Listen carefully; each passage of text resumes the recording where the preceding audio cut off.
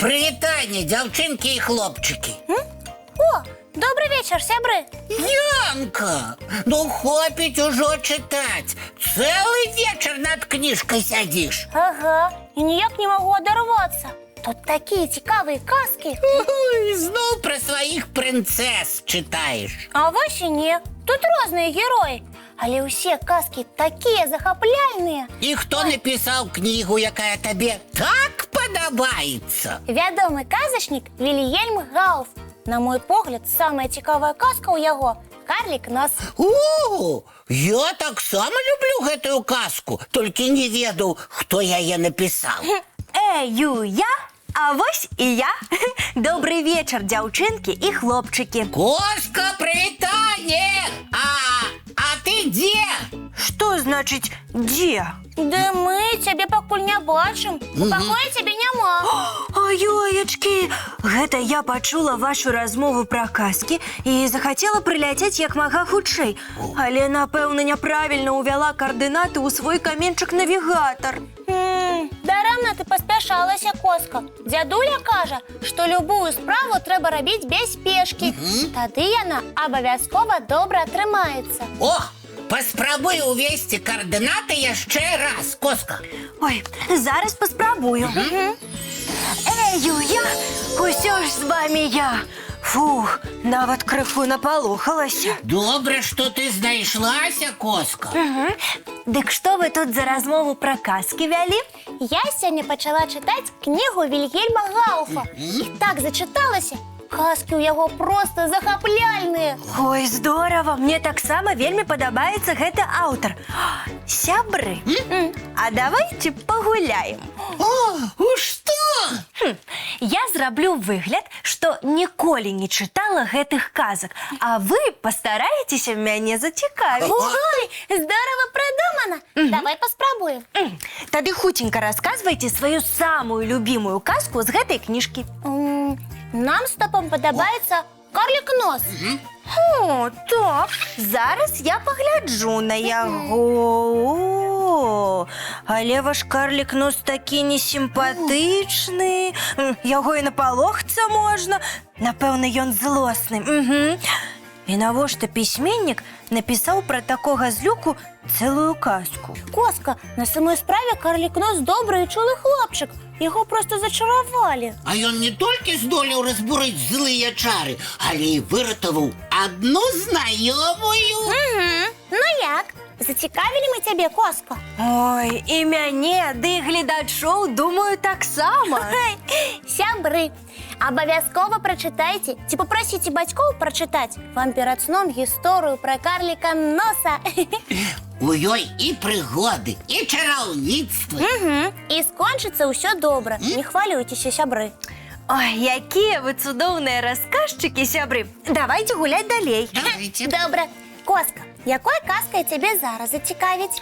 Так, ну, раскажыце мне пра тую, дзе галоўны герой ці гераіня больш сімпатычныя. Ага. Коска, але па знешнасці нельга здагадацца пра характар персанажа. Ты ж сама гэта выдатна ведаеш. Топа, мы ж гуляем. І я быццам пра казкі нічога не ведаю. Тады слухай, Коска.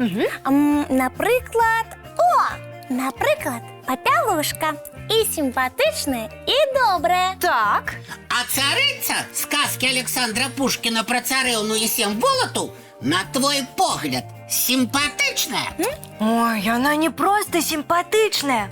Яна прыгожая. Вось толькі зусім нядобрая, нават злосная і хітрая. Ледзь не звяла са свету маладую царэўну. Бо гэта царыца была яшчэ вялікай зайздросніцай. Ага, хотела заставаться самой прыгожей у свете. Ой, про казку Пушкіна так цудоўна рассказали. Упевнена, глядачи зацікавилися. Гуляем далей, Коска. Что ты скажешь про персонажа казки Сергея Аксакова «Пунцовая кветочка»? О, жудасное страшыдла. Ой. А між іншым, гэта зачараваны прынц, і ён абсалютна добры. Вось такие цікавыя казачныя персонажи. По внешнім выглядзе ніяк не разобраться. Хто добры, а хто злы, хто зачараваны, а хто сапраўдны злодзей. А інакш казкі чытаць было б зусім не цікава. Між іншым, і ў жыцці ўсё так, як у казках. Что ты маешь на увазе, Коска? Тое, што па знешнасці ні ў якім разе нельга вырашаць. Добры чалавек ці злы, разумны ці не вельмі. Сапраўды, каб даведацца пра тое, хто які на самой справе, абавязкова трэба паразмаўляць, зразумець, якая ў чалавека душа. Бо знешнасць можа быць самай рознай. А душа прыгожай і чулай. А вы, сябры, запомнілі казкі, якія мы сёння ўзгадалі? Абавязкова прачытайце. Ці папрасіце бацькоў прачытаць вам гісторыю Вільгельма Гауфа пра карліка Носа. І пунцовую кветачку Сергея Аксакова. І казку пра царэўну і волатаў Аляксандра Пушкіна. І яшчэ шмат добрых і цікавых казак, у якіх абавязкова перамагае дабро. Якія вы ў мяне цудоўныя! А тыя, хто любіць чытаць, мае лепшыя сябры. Коска, ды ўсе нашы гледачы твае лепшыя сябры. Пачытаем разам.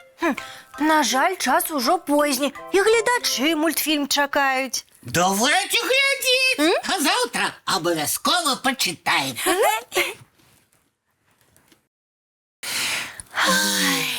Ой, якія прыгожыя мультыплікацыйныя героі. І добрыя, і сімпатычныя.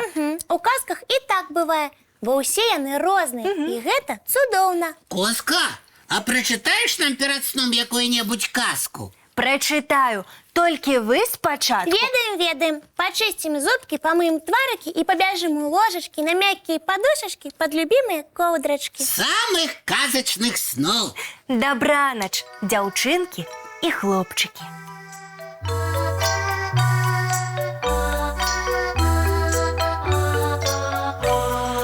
Доўгі дзень, цёплы дзень, адплывае за аблокі. Сіні цень, сонны цень, адпаўзае ў кут далёкі. Збеглі зайкі ўсе ў лясы, змоўклі птушак галасы, і буслы ў гняздо схавалі свае доўгія носы. Баю-бай, баю-бай, вачаняты закрывай. Баю-бай, баю-бай, вачаняты закрывай. Пакрысе, на расе потухаюць зоркі з плюшкі. Гулі ўсе, казкі ўсе, пахаваны пад падушкі. Спяць і мышкі, і стрыжы, спяць машыны ў гаражы. Ты таксама каля мамы ціха-ціхенька ляжы. Баю-бай, баю-бай, вачаняты закрывай. Баю-бай, баю-бай, разам з намі засынай. Баю-бай, баю-бай.